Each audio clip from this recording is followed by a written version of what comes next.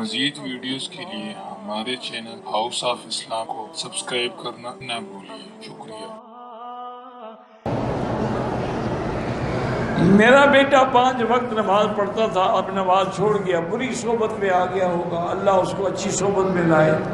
اس کے لیے 2 رکعت نماز پڑھ کے اور سورۃ الاخلاص 1 تسبیح پڑھ کے دعا کیا کرو۔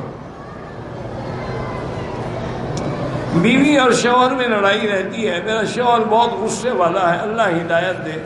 اس کے لیے یا مانعو یا مانعو یا مانعو اللہ کا نام ہے، یہ 70 دفعہ پڑھ کے دم کیا کریں اور کھانے پہ دم کر کے بھی کھلایا کریں۔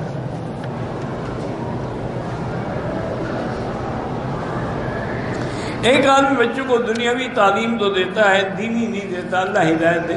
کم سے کم دینی تعلیم اتنا تو دے دو اس کو پتہ لگے کہ اللہ رسول کیا ہے۔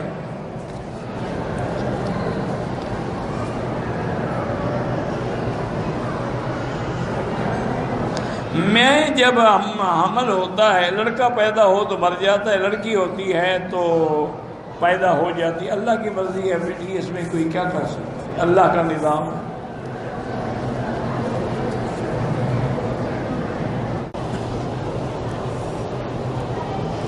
بعض لوگ کہتے ہیں کہ آدمی عمرے پہ نہ جائے، غریبوں کو رقم دے دے، کیونکہ خود اللہ نے ان کو محروم رکھا ہے، اس لیے لوگوں کو بھی محروم کرنا چاہتے ہیں۔ اللہ نے لکھا ہے تو آئے گا نا، نہیں لکھا تو کوئی آ سکتا ہے۔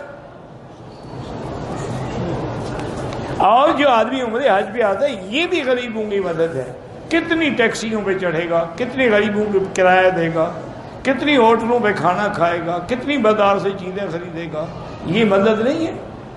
اس لیے علماء نے لکھا ہے کہ مکہ مدینے میں اگر کوئی چیز خریدو تو یہ نیت کرو کہ یا اللہ یہ تیرے گھر کے اور محبوب محمد مصطفیٰ کے ہمسائے ہیں، ان کو فائدہ ہو، تو تمہیں چیز بھی ملے گی اور صدقے کا ثواب بھی ملے گا۔